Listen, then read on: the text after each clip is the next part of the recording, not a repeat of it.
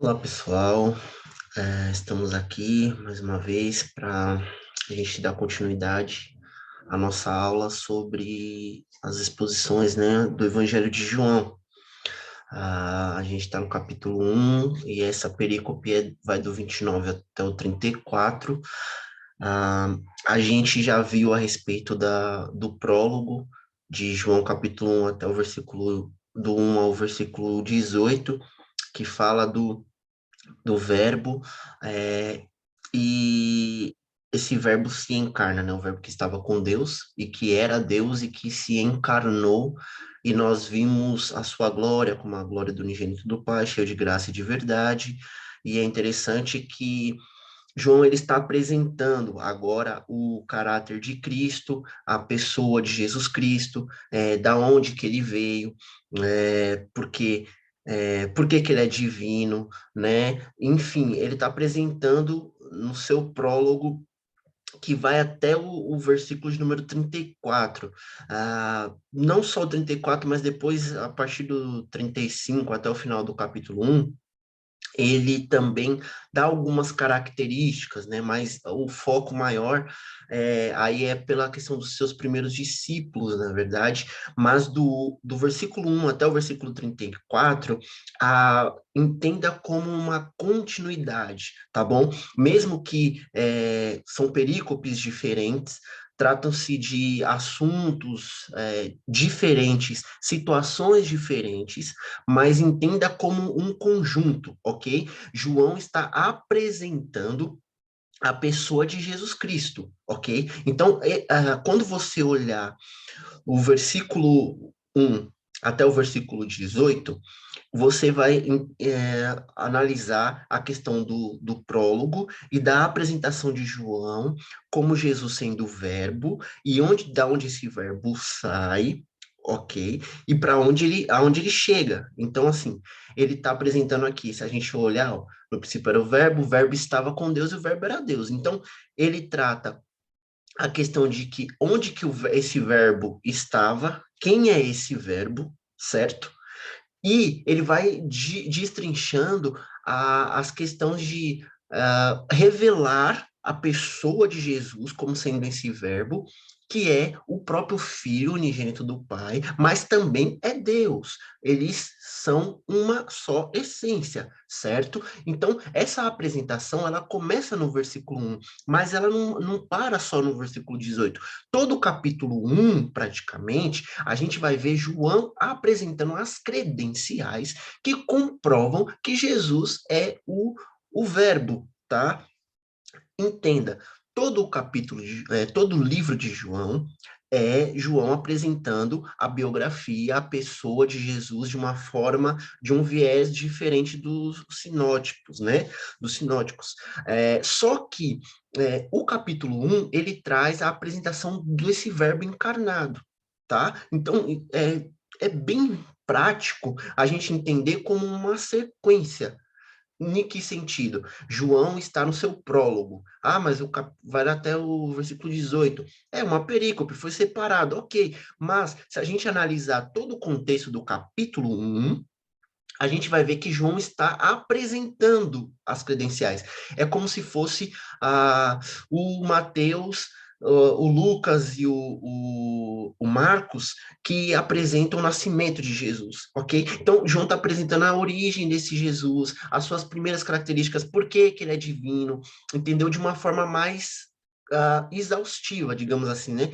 De uma forma mais bem sistemática, e assim a gente tem uma noção maior. E todos os leitores, que era o seu intuito, ao olharem para o capítulo primeiro, ou seja, ao olharem para o começo, para esse prólogo, vai começar a analisar que João está apresentando esse verbo. Por que que ele é Deus? Por que que ele é o verbo? Da onde que ele veio? Entendeu? Quais são as suas principais características, tá? Então, ó, ele estava no princípio com Deus, veja, todas as coisas foram criadas por meio dele, então ele é criador. Então, João vai destrinchando, vai dando adjetivos e corroborando um com o outro para apresentar e para que as pessoas olhem e falem, bom, esse é realmente ele é o filho de Deus, o unigênito do Pai. Ele é divino, ele é Deus, ele é o Messias esperado, tá? Então, João, nesse capítulo 1, entenda como uma continuidade, mesmo separado por perícopes, ok?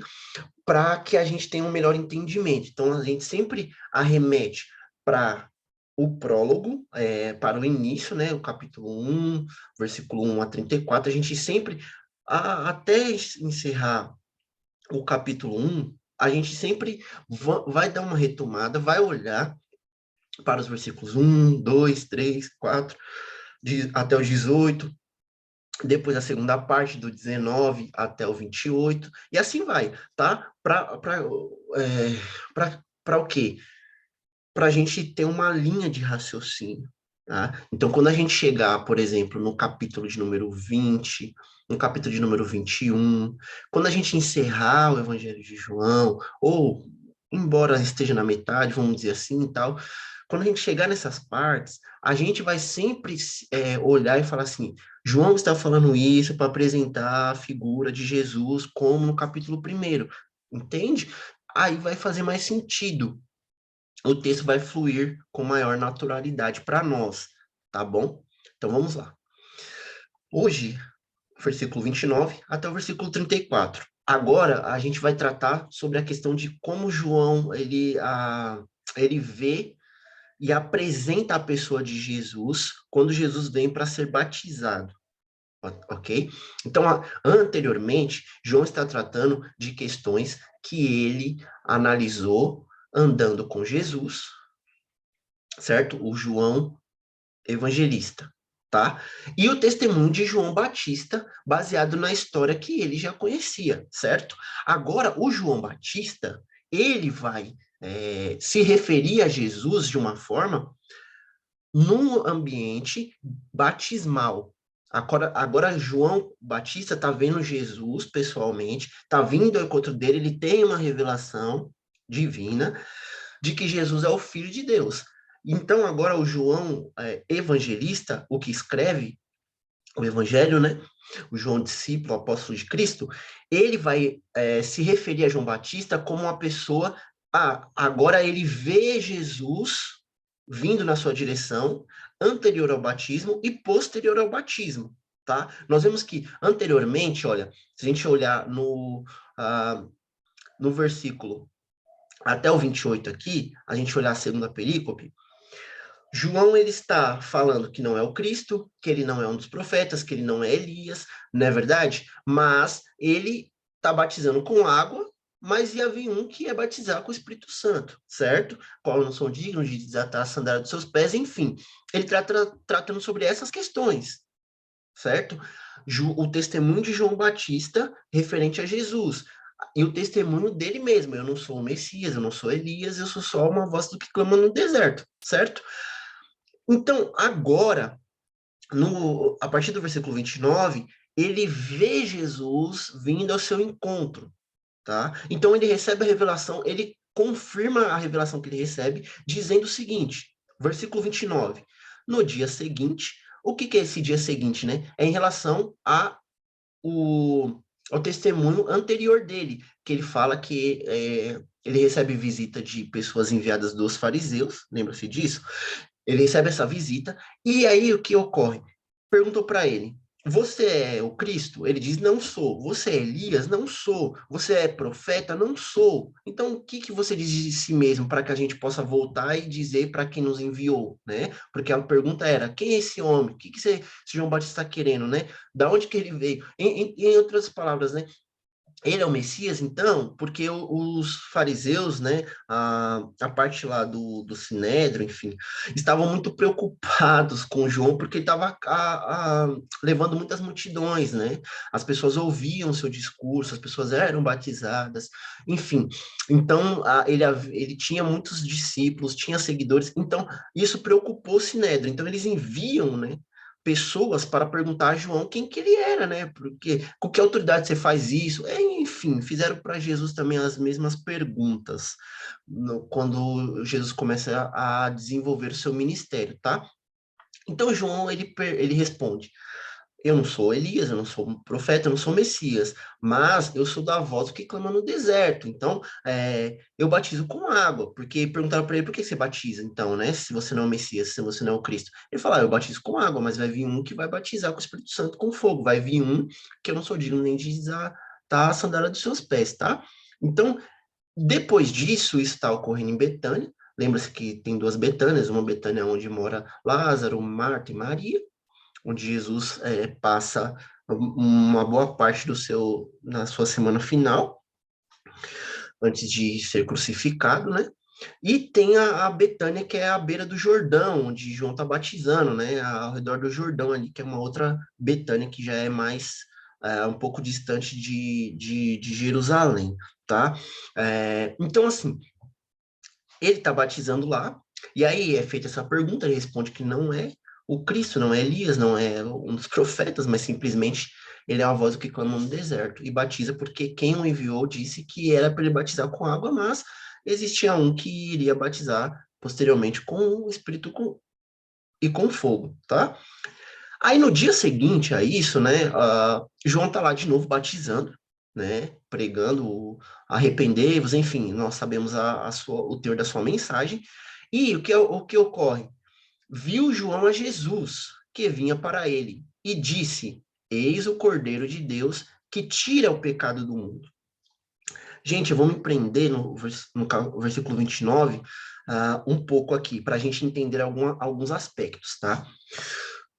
O dia seguinte, beleza, sem dificuldade, né? João responde uma pergunta para aqueles que foram enviados a ele. Num dia, que ele não era o Cristo, enfim. No outro dia, o que ocorre? Versículo 29. Ele está batizando lá novamente, no seu ministério normal, corriqueiro, como sempre, está batizando, certo? Só que vem na direção dele uma pessoa que chama a atenção dele, João Batista. João Batista batizando e ele observa que está vindo uma pessoa em direção a ele. Ele olha para essa pessoa e o que ele diz? Ele aponta e fala: eis o Cordeiro de Deus que tira o pecado do mundo. Veja que João, ele reconhece a figura de Jesus Cristo como sendo o Cordeiro de Deus. Vamos nos prender um pouco a isso, a questão do Cordeiro de Deus. Se nós olharmos hoje, século XXI, 2000 anos depois, com todo o aparato que a gente tem, no sentido de Antigo Testamento, de conhecer a respeito do Yom Kippur, ou ter todo o Novo Testamento também a nosso dispor, com estudos, com comentários bíblicos, enfim, toda a nossa questão, e principalmente ter o Espírito Santo de Deus que testifica dessas coisas, a gente olha e fala assim, João está falando que Jesus é o Cordeiro de Deus, que é aquele cordeiro lá do dia do Yom Kippur, do sacrifício, enfim, etc., né? É o cordeiro pascal, enfim. Uma coisa ou outra, sei lá. Ou os dois, né? Um tá ligado a outro. Certo? A gente olha e fala assim, é ele, né? João tá falando, é o cordeiro pascal, que era sacrificado na Páscoa, enfim. Só que, gente, se a gente analisar alguns fatores, ah, na cabeça do povo judeu, o seu Messias nunca seria morto. O dia do Yom Kippur, o dia do perdão, ou o Cordeiro Pascal, essa questão, para a cabeça de um judeu, não apontava para o Messias. Quer ver um exemplo? Para o povo judeu, nunca o Messias dele ia ser crucificado numa cruz. Para eles, o Messias dele, eles ia restaurar a paz, restaurar a questão política deles, restaurar um reino que fosse de paz, de alegria, de tranquilidade, de riqueza, próspero, né? Não só na questão de riqueza, mas uma questão próspera deles terem paz, principalmente, deles serem uma nação de Deus, independente do Império Romano, entendeu? Eles entendiam que o Messias deles ia vir com autoridade militar, com autoridade de fazer com que os judeus se unissem novamente, não houvesse tantas seitas, tantas facções. Você entende que os judeus messiânicos, os judeus que eles entendiam que o Messias deles, o Messias que eles aguardavam, não ia padecer, pelo contrário, ia fazer os seus inimigos padecerem. Entende? Que a visão não era de um cordeiro que ia se entregar, não, mas de um leão que ia vir para acabar com toda a impunidade, toda a injustiça, trazer paz. Só que isso era uma questão visível, tá? Não que o reino, porque o reino de Deus, ele veio, Jesus veio, implantou o seu reino, o reino dos céus, e trouxe, sim, trouxe paz, trouxe alegria, trouxe tudo que o reino de Deus tem, amor, trouxe esperança, trouxe tudo isso, ok? Só que internamente, aquele que recebe o Senhor como seu Salvador, o reino dos céus já está dentro dele. Não é isso que Jesus fala? O reino está no meio de vós, certo? Mas a questão do judeu era uma questão que eles queriam um reino visível, apalpável. Lembra-se de Tiago e João. Senhor, quando entrais no teu reino, lembre-se de nós para eu sentar lá, quando você estabeleceu o seu reino, coloca eu de um lado e o meu irmão do outro, que nós teremos um da sua direita e um da sua esquerda. Lembra-se disso? Isso daí é um reino visível. Eles queriam uma cadeira mesmo, visível, Jesus sentado no trono lá, entendeu? De Jerusalém, sendo rei, governando de lá, ok? E o Tiago e o João, certo? O Tiago e o João, um à sua direita e outro à sua esquerda. Lembra-se do livro de Atos, capítulo 1, se não me falha a memória, capítulo 1, que eles perguntam, olha, quando restaurarás o reino a Israel?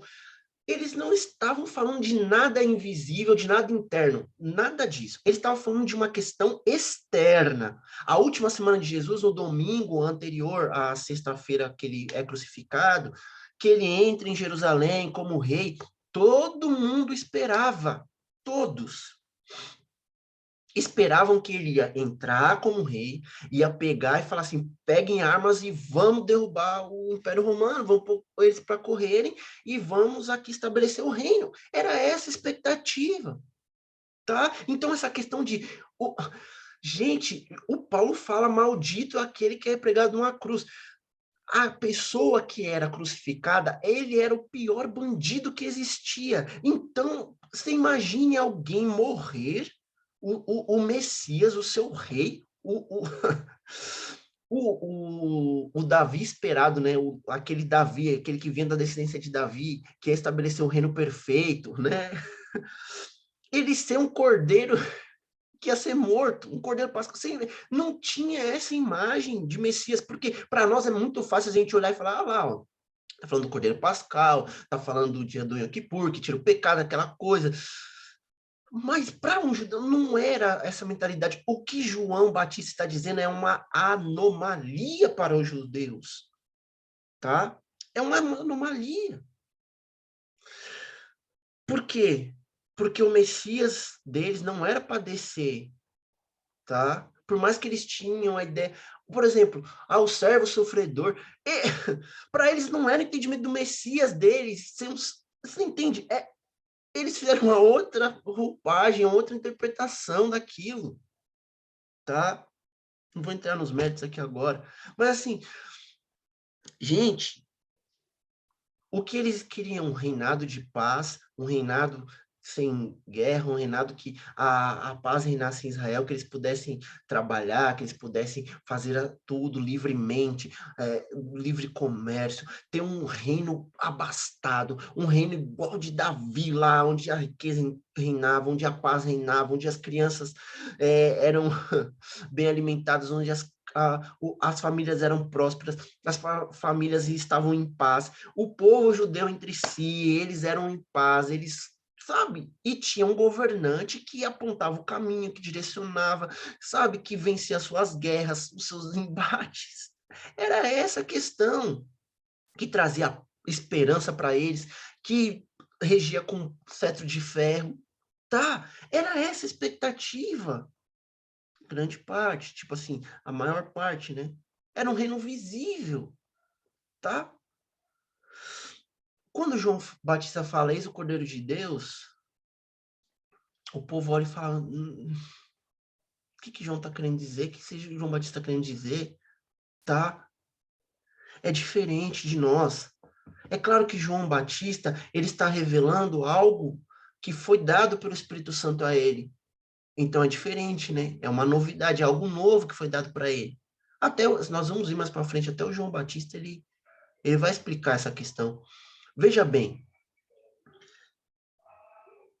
o que eu quero que nós entendamos a partir desse versículo 29 é que na visão do João Batista, agora, ele olha e é revelado a ele, ele vê um cordeiro. Ele vê o Cordeiro de Deus. Agora, ele faz essa associação por intermédio da revelação divina. Ele faz essa associação. Talvez, talvez não, inspirado pelo Espírito Santo, tá? Mas ele próprio não tem aquela clareza, ele mesmo não tem aquela convicção, mas ele foi revelado a ele, ele é o Cordeiro de Deus, tá? Que tira o pecado do mundo. Tá bom? Então, João, ele vê esse cordeiro agora. Ele não vê Jesus, ele vê o cordeiro, né? Ele vê o cordeiro de Deus que tira o pecado do mundo. Aí sim, você pode associar, mas entenda que aquilo ali é uma coisa difícil para o povo de Deus entender, porque eles não esperam um Messias sofredor que vai ser morto numa cruz, que vai derramar sangue, seu sangue, você entende? Eles esperam outro tipo de Messias, tá bom? Que restaura o reino a Israel, a paz a Israel, sabe? A questão da prosperidade a Israel, a questão deles terem esperança, expectativa, não serem mais um povo escravo, não serem mais um povo taxado pelo Império Romano, não serem mais um povo que infelizmente se empobreceu muito por causa dos juros, por causa do imposto, por causa de tanta coisa. Eles não esperam um Messias assim, que, que vai morrer numa cruz, que vai pagar imposto para César, que vai falar da César o que é de César, dar a Deus o que é de Deus, que vai morrer no madeiro, que vai dizer que, olha, o meu reino não é desse mundo. Não é isso que eles estão querendo e esperando, tá? Mas é claro, nós entendemos hoje. Jesus, ele é o Cordeiro de Deus que tira o pecado do mundo. Jesus, ele é o Cordeiro. Ele é o enviado de Deus, né, para morrer pela humanidade. E ele morreu pelos pecados da humanidade, carregou. E ele tira o pecado, né? Porque aquele sangue daquele cordeiro representava justamente isso. O cordeiro pascal, né? Ele entrava no lugar, ele substituía a pessoa, né? Aquele dia do Yom Kippur, que não era um cordeiro, era um bode, né? Eram dois bodes, né? O Azazel, e o outro bode que era sacrificado, né? Ele substituía a pessoa. Então, os pecados dela era introduzido em um bode, né? Era introduzido nele através da imposição de mãos, o pecado do povo, e era solto aquele bode. Ele ia para o deserto, era assim, significava que ele levou. E tinha o outro que era sacrificado, e o seu sangue, né, era derramado na tampa da propiciação, era colocado nas pontas ali, enfim. Substituía o povo, né? Era a substituição. E Jesus, ele é o nosso cordeiro, né? Ele é aquele que levou as nossas enfermidades, levou as nossas dores, levou os nossos pecados, correto? Mas entenda o contexto, né? O contexto ali, o povo não, não tem o mesmo entendimento da gente, é diferente. Por isso que é tão estranho, é estranho para eles ouvir Cordeiro de Deus, é meio estranho, tá? Eles esperavam que o Messias vencedor, o Messias triunfante, tá? E o triunfo não estava na cruz, nunca, de forma alguma. O triunfo estava ele se assentar no trono de fato e trazer uma paz, principalmente a paz, tá? Quando Jesus fala, a minha paz vos dou, né? Jesus está dizendo, olha, é uma é uma paz que o mundo não dá. Essa paz romana, essa paz não dá. Porque um dos atributos do Messias é que ele ia trazer uma paz duradoura, amor entre os irmãos, trazer justiça aos seus inimigos, né? Colocar aí os inimigos por escabelo dos vossos pés. Nunca que o povo judeu ia esperar que o trazer, colocar os inimigos sob o escabelo dos vossos pés significava ele morrer na cruz do Calvário, que naquele momento que ele estava morrendo, naquele momento que ele estava entregando o seu espírito ao Pai, estava entregando na cruz, ele estava pondo os seus inimigos como os cabelos dos seus pés. Nunca! Para o judeu, não. Para o judeu, colocar o inimigo sobre os cabelos dos vossos pés é simples, pura e simplesmente colocar todos os inimigos para correr aqui. Agora tem um reino aqui, tem um rei aqui, tem um governante aqui que não vai se render, se não vai se dobrar ao Império Romano, que vai trazer uma paz agora, que agora nós vamos dominar o mundo de novo, nós vamos ser nação primeira, nós vamos expandir nosso território, nós vamos ser um reino abençoado, próspero, nossas famílias vão ser abençoadas, e é lógico, tem a questão espiritual também, de trazer uma esperança para eles, de trazer uma alegria duradoura, de trazer um amor entre seus irmãos, de acabar com as facções, com as divisões, unir as tribos. Você entende? Tem todo esse processo, sim, entendeu? Não era a questão de morrer numa cruz. Então, essa questão do cordeiro, ele traz umas certas implicações. João Batista está falando de algo anormal para o povo judeu, tá? Entendendo isso, versículo de número 30. É este a favor de quem eu disse, após mim vem um varão que tem a primazia, porque já existia antes de mim. Então, João está dizendo, João Batista, né? Gente, toda essa narrativa aqui é feita por João Evangelista, mas quem está falando é o João Batista, tá bom? Eu falo isso porque até, às vezes, até traz essa confusão, até mesmo a gente, né, se confunde, porque os dois são João, né? Então, às vezes traz um pouquinho de confusão, mas para a gente entender, né? João Batista está falando e quem escreveu foi o João Evangelista, né? O João discípulo, João apóstolo de Jesus Cristo, tá bom? Então, aqui, o que ele está dizendo no versículo 30? É este a favor de quem eu disse, após mim vem um varão que tem a primazia, porque já existia antes de mim. Né? João Batista está dizendo que esse cordeiro que tira o pecado do mundo, tá? É este a favor de quem eu disse, após mim. Ele vem após. Por que ele vem após de mim? Porque humanamente, de forma humana, João veio antes de Jesus. Por quê? Ele inicia seu ministério antes de Jesus. Não só isso, ele nasce antes de Jesus. Lembra? Eu falei cerca de 6 meses de diferença tinha entre Jesus e João Batista. João Batista, ele veio preparar o caminho, e ele nasce antes de Jesus, e ele prega antes de Jesus. Ele anuncia o evangelho de Jesus Cristo, ele prepara o caminho, né? Arrependei-vos, porque a voz é chegada do reino de Deus. Então, ele prepara o caminho. Só que ele tem a primazia, por quê? Porque ele já existia, ele já é Deus antes de mim. Então, assim, ó, versículo 30. Este é a favor de quem eu disse, após mim vem um varão, que tem a primazia, porque já existia antes de mim. Então, ele é primeiro do que eu. Ele veio ele veio depois de mim, apareceu agora, certo? Depois de mim, depois do meu ministério. Só que ele tem a primazia. Ele já é antes de mim. Ele já existia, tá? Ele é Deus. Ele é pré-existente. Ele vem antes de mim, ele tem a primazia, ele é primeiro, ok? Mesmo que ele veio posteriormente, humanamente falando, tá bom? Sem dificuldade aqui, né? Então, eu mesmo não conhecia o versículo 31, mas a fim de que ele fosse manifestado a Israel, vim por isso batizando com água. Veja, João Batista não quer dizer que ele não tinha convívio com Jesus, humanamente falando, antes dessa aparição. Isso não quer dizer, pode ser que eles tinham convívio, até por serem parentes, né? Ter uma parentela ali de Maria com Isabel, enfim.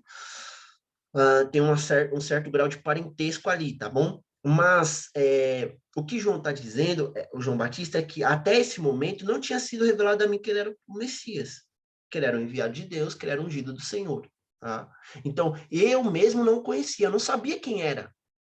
O que dá a entender é essa questão. Mas a fim de que ele fosse manifestado, veja o contexto. Vim por isso batizando com água.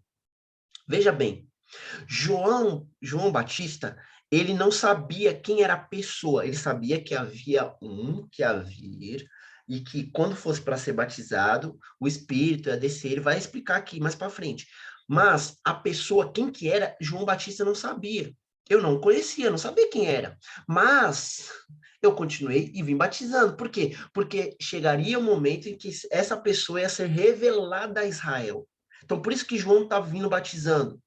Porque ia chegar um momento em que a pessoa de Jesus ia aparecer para ele ia saber quem que era, porque ia ser revelado a ele, tá? E algumas características também mais para frente ele vai explicar.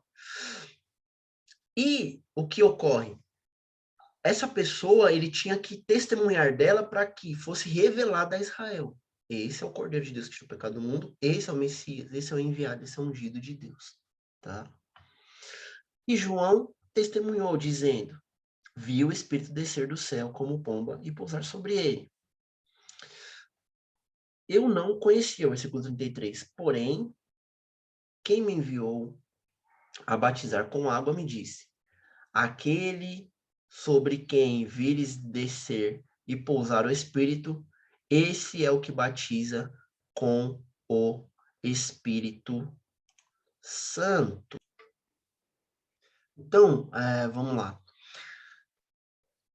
Esse é o que batiza com o Espírito Santo. Então, João que está dizendo, eu não conhecia, ele retrata de novo, né? Aquele, porém, que me enviou a batizar com água, me disse, aquele sobre quem vires descer e pousar o Espírito, esse é o que batiza com o Espírito Santo.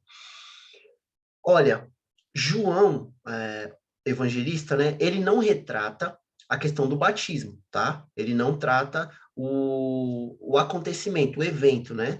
O que ocorreu no batismo, como os outros evangelistas, né? Mateus, Marcos e Lucas. Agora, o que ele fala é que João Batista, ele presenciou a questão do Espírito descer sobre Jesus. E o que ele retrata? Ele retrata, olha, viu o Espírito descer do céu como pomba e pousar sobre ele. João Batista está retratando que ele não conhecia, ele aponta Jesus como o Cordeiro de Deus, ele não conhecia que era ele, mas Deus o revelou, né? Esse é o Cordeiro de Deus que tira o pecado do mundo. Ele não conhecia, por quê? Porque até então ele não sabia que Jesus era, né, o Messias, o enviado, como eu já tratei aqui, apesar de provavelmente ter convivido com Jesus em algum momento, tal, mas ele não tinha sido revelado isso ainda a ele, ok? Agora, ele testemunha e fala, esse é o Messias, porque eu vi descer sobre ele o Espírito Santo, em forma de pomba. Entenda.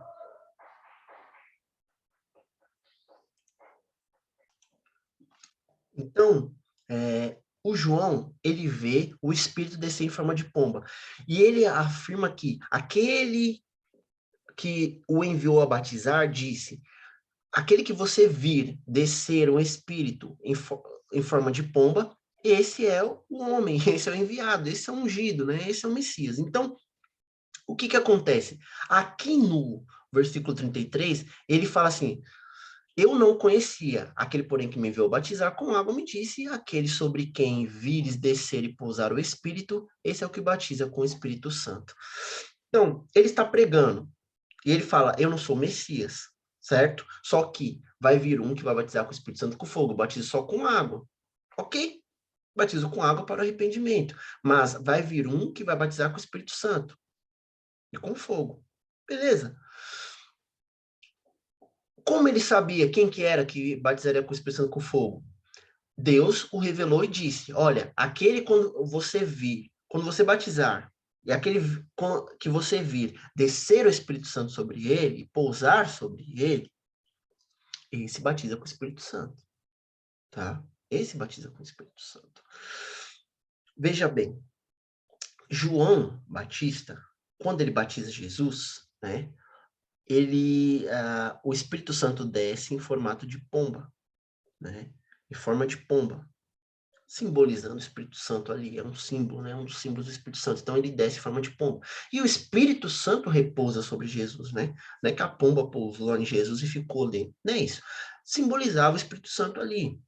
E o Espírito Santo vem e repousa, né? E pousa sobre Jesus. Então, aquele sinal, aquela evidência ali, né? Nós vemos nos outros evangelhos que Deus Pai, ele fala, né? O Espírito Santo está descendo de forma corpórea de pomba e Jesus está saindo da água. Foi batizado ali, está saindo da água. Então, está a trindade ali representada, né? Esse é meu filho amado em quem eu me comprazo. Correto? O que ocorre? Esse fato, essa evidência, prova para João, ó, esse que batiza com o Espírito Santo, tá bom? O que significa? Que Jesus, ele é aquele que é ungido de Deus, e ele batiza com o Espírito Santo, né? João batiza com água, mas há um que batiza com o Espírito Santo. O que é isso? Ele sela a pessoa com o Espírito Santo, né? Ele tem esse poder e autoridade para fazer com que o Espírito Santo pouse nessa pessoa, cele essa pessoa, tá? Então, esse é o Filho de Deus, esse é o unigênito do Pai. Ele trouxe, e com fogo, né? Alguns entendem que esse com fogo aí é a questão de juízo, né? Ele traz juízo, né? Então, ele batiza com o Espírito Santo e traz juízo, né? Então, assim, João, ele vê claramente, ele testifica, agora eu vi o Espírito Santo pousar sobre ele, então esse é o que batiza com o Espírito Santo, tá bom? Sem novidade. Então, 34. Pois eu de fato vi e tenho testificado que ele é o Filho de Deus. Tá? O que João ele encerra aqui dizendo, João Batista? Ele está dizendo que ele testificou, ele é testemunho ocular, não foi ninguém que me contou, eu vi. Eu vi. Esse homem é um homem que batiza com o Espírito Santo com fogo, porque eu vi, eu testifiquei isso. Então, ele é o Filho de Deus. Tá? Ele reconhece Jesus como Cordeiro, ele reconhece que quando ele batizou aquele que viria depois dele, só que antes dele. Aleluia. Ele sabia disso, ele tinha total consciência. Por quê? Porque o Espírito Santo desce sobre a vida dele, repousa sobre ele, e ele é cheio do Espírito Santo naquele momento. Então, ele é o que batiza com o Espírito Santo, ele tem esse poder, essa autoridade, batizar com o Espírito Santo e com fogo, né? Ele batiza com o Espírito Santo, tá? Então, ele é o Filho de Deus. Bom, diante de tudo isso que foi falado, o João Batista, ele vê um cordeiro que não é leão, entenda? Não é aquele leão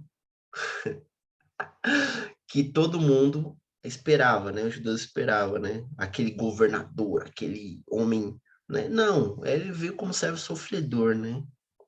Não que as suas palavras não fossem de um leão, tá? Essa é a diferença. As suas palavras, o evangelho que ele instaurou, as curas, os milagres, a multiplicação dos pães, todos os seus discursos que a gente vai tratar no Evangelho de João, que são maravilhosos, todo o seu ensino, o que ele fez, são atitudes de leão, tá? Leão da tribo de Judá, enfim. Só que não era na expectativa, no viés de que os judeus estavam esperando, ok? Mas a sua representatividade é como um cordeiro, levado ao matadouro, né? Que foi morto de fato, que foi entregue de fato, ok? E tem uma outra questão aqui que eu quero encerrar, do versículo 29, que João, ele está tratando, João que escreve o Evangelho, o apóstolo, ele está tratando de algo que ele já tinha vivenciado, tá? Ele está escrevendo algo que já tinha sido passado, mas a notoriedade do que João Batista fala e até a repulsa, em certo ponto, é muito complicado. E é muito interessante também. Porque João Batista, ele traz agora um novo viés, digamos assim, de Messias que o povo não está esperando. Por isso que Jesus é crucificado. Por isso que Jesus não é crucificado porque eles reconhecem que Jesus é o Messias. Pelo contrário, né? Pelo contrário. Não pode um, um homem que se diz rei dos judeus estar crucificado no madeiro, ter sido... Não dá para aceitar ter sido morto, ter sido crucificado, ter sido, né, esbofeteado e não abrir a boca, né? Então, assim, entenda, João está falando de algo que já está escrevendo algo numa visão de quem está há 90 anos já antes de Cristo, né? Depois de Cristo, né? Que do fato ocorrido até esse momento já se passaram cerca de 60 anos, tá? Entende a diferença? Para João Batista, não. Para João Batista está vivenciando aquilo. Então, até entende-se, por exemplo, que esse trecho que tira o pecado do mundo, não foi João Batista que disse. João Batista não disse isso. Tá? Tem uns que entendem que João Batista não disse isso, que tira o pecado do mundo. Por quê? Porque para ele não estava muito clara essa questão, tá? Cordeiro de Deus, enfim. Até João Batista, posteriormente, se você for analisar, João Batista manda perguntar para Jesus se ele é o Messias ou vamos esperar outro, né? Porque o contexto é que os judeus esperavam um tipo de Messias, que um dia Jesus vai voltar, quando na volta, no retorno do Senhor Jesus, ele vai trazer esse reino, aí sim físico, aí sim um reino milenar, um reino que é apalpável, é visível ao olho nu, aí sim. Mas eles estavam esperando isso já nos dias de Jesus, tá? Quando Jesus vem falar, tal, eu sou.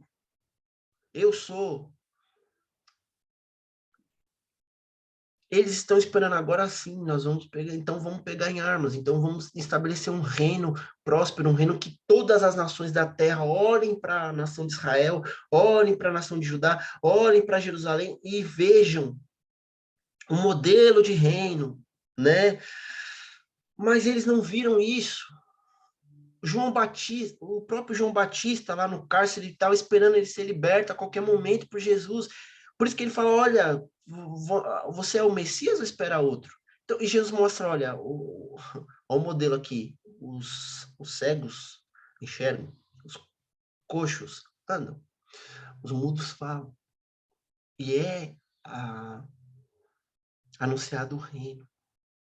Esse reino que, dentro do coração de cada um, ele é eterno. Um dia será expandido, um dia será sem dor, um dia será completo, um dia será sem nenhum tipo de dor, nem pranto, nem... Mas hoje não. Hoje é um reino que, veja bem, a gente está no já ainda não, né? Aquele famoso já ainda não, a gente está entre esse reino que a gente pode viver hoje, tá? Mas de uma forma bem modesta, digamos assim, de uma forma bem reduzida, que é quem? A igreja do Senhor, né? Por isso que a vida do cristão, a vida do cristão, ela tem que ser uma vida em todos os ângulos, uma vida apontada para esse reino, vivenciando esse reino. Isso que é o já, é você viver esse reino já agora, com todas as dificuldades, com a morte, com a dor, com o sofrimento, com todos esses aparatos, com tudo isso. Só que é um reino que é interno. Só que você consegue já experimentar desse reino e apontar para as pessoas que não servem a Deus, que os pagãos, né, os ímpios, já apontar para Cristo, apontar para esse reino, apontar para um reino vindouro já. É dois fatores importantes desse reino que a gente tem que entender. É que ele já faz parte de nós, está dentro de nós, foi inaugurado por Cristo, tá bom? E nós temos que viver isso, porque nós vivenciando esse reino dentro de nós e expandindo. Por exemplo, não é porque eu não posso ser crente simplesmente no domingo para ir adorar a Deus. Eu não posso ser cristão simplesmente no momento que eu estou fazendo a devocional na minha casa. Porque a maioria de nós evangélicos vivemos de segunda a sábado como ateus. Ou que só se recorre ao Senhor diante de um problema. O Senhor é resolvedor de nossos problemas, é pagador dos nossos boletos, é pagador das nossas faturas, é resolvedor de conflito entre mim e o vizinho. Que aí eu pego, põe meu joelho no chão, né? Como eu sou crente, o Senhor vai atender minha oração, para ele ficar em paz, para ele parar de me atormentar, para eu parar de ser perseguido no trabalho. Esse é o Senhor, para eu ter paz. Mas a paz é o quê? É o bem-estar. Não é aquela paz que excede todo entendimento. Não é aquela paz que faz com que o cara tá quebrando o pau comigo e eu estou em paz em Cristo e eu apresento o evangelho para ele, tá? É simplesmente aquele bem-estar de que eu não posso ter problema, de que eu não posso passar por dificuldade, de que eu não posso passar por nada. Problema algum. Eu tenho que. O meu Deus, ele é resolvedor dos meus problemas e me dá paz de espírito. Porque aí eu vivo bem, eu tenho um bem-estar, uma vida abundante. Essa é a vida abundante que está sendo pregada aí. É você estar bem em todos os aspectos. Não. O reino faz com que nós passamos por dificuldades. Só que dentro dessas dificuldades, nós temos uma esperança, nós temos uma paz, nós temos um amor, nós temos uma alegria, nós temos o fruto do Espírito agindo dentro de nós. E isso aponta para outras pessoas, é um sinal para nós vivermos uma vida, aí sim, uma vida abundante. Porque não é falta de necessidade, falta de dificuldades, falta de problemas, tá? Mas diante de todas essas dificuldades, esses problemas, nós ainda temos esperança no Senhor. Podemos chorar, podemos sofrer, podemos nos abater. Sim, é normal. Mas, diante de uma vida com Cristo, nós podemos, sim, verdadeiramente estar num outro reino. Viver num outro reino que aponta para outra realidade. Ok? Por exemplo, diante de uma dificuldade do meu colega de trabalho, diante da dificuldade do meu vizinho que não é crente. Nós temos uma resposta bíblica para isso. Uma resposta do reino dos céus para isso. O evangelho de Jesus Cristo. Entende? É diferente. Por isso que eu falo, às vezes nós vivemos de segunda a sábado como ateus. E no domingo a gente vai para a igreja dizer que Jesus é bom, glória a Deus, aleluia, e ouvir a palavra. Aí a gente é crente. Mas o evangelho de Jesus, o cristianismo, ele não traz simplesmente uma questão de um momento. Ele traz uma questão de uma vida com Cristo. Uma vida nesse reino. A gente não é daqui. O que é isso? A gente não pode viver nos padrões deste mundo. O que é isso? Eu não posso viver. Gente, é muito sério isso. Eu não posso viver num trabalho ou trabalhar como se eu trabalhasse para uma empresa. Eu tenho que viver como se eu trabalhasse para Cristo. Então, no meu trabalho, eu vou glorificar a Cristo porque eu estou trabalhando para Ele. A questão da política. Eu não posso viver uma vida política, primeiro, de ignorância, porque o Senhor ele é um Deus também político, é o Senhor que se estabeleceu politicamente através de Israel. Então, nós temos que ser pessoas que sabem aonde votar, que tenham conhecimento político, mas que não vai entrar nessas balelas que estão por aí. que vai ser um cidadão consciente. Mas quando a pessoa sobressai a Bíblia ou está indo contra as escrituras, eu não vou para aquele lado, eu não vou apoiá-la. Tá bom? É essa a questão.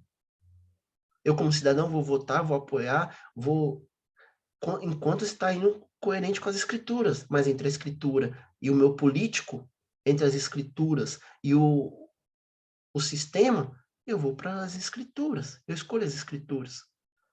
A questão filosófica, a questão do olhar, como eu observo a vida, como eu observo o comportamento humano, como eu observo as questões de natureza, eu tenho que ter um posicionamento bíblico, porque a Bíblia trata sobre esse assunto. E é isso que é viver no outro reino. É diante de todas essas perguntas, eu saber lidar e ter uma resposta bíblica diante dessas questões. Não é simplesmente, ah, eu não, eu não escuto música do mundo.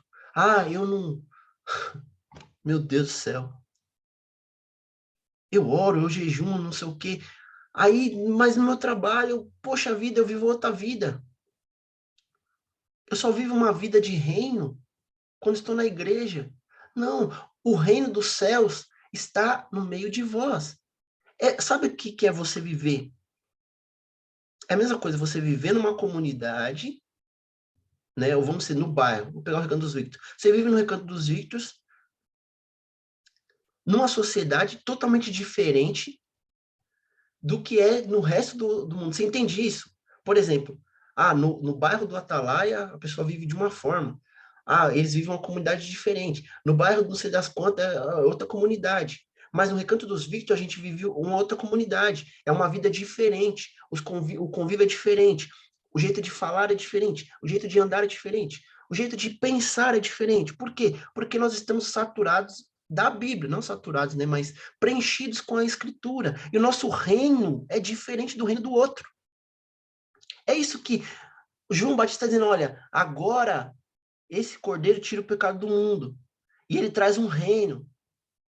Eu não conhecia, mas agora eu conheço. Ele é o Filho de Deus, ele veio trazer esse tipo de situação, tá? Ele é o Filho de Deus. Nós temos que viver baseado nele. Porque o pensamento judeu era um reino físico, e a gente às vezes quer se adequar. O nosso reino não é desse mundo. Essa situação que nós estamos vivendo é temporária, mas dá para a gente viver já hoje o reino dos céus, o reino de Deus, nascendo de novo e vivendo uma vida. Uma vida não é uma situação, um momento, uma hora, duas na igreja. É uma vida com Cristo, né? É uma vida com Cristo. Então, todas as áreas que envolvem a nossa vida, sociedade, a vida em comunidade, a vida cristã como um todo, né? A nossa vida de trabalho profissional, a nossa vida, enfim, de escola, de faculdade, que seja, a nossa vida comportamental, em todos os aspectos, familiar. A gente vive o reino dentro da nossa família, entendeu? Não, é só quando eu vou para a igreja. Não é assim. Então, esse reino, esse Senhor que nós apresentamos, que é o que tira o pecado do mundo, que João Batista está dizendo, eis o Cordeiro de Deus que tira o pecado do mundo, ele traz esse reino, que não é visível a nós agora, mas está dentro de nós. Então, a igreja do Senhor tem que vivenciar esse reino.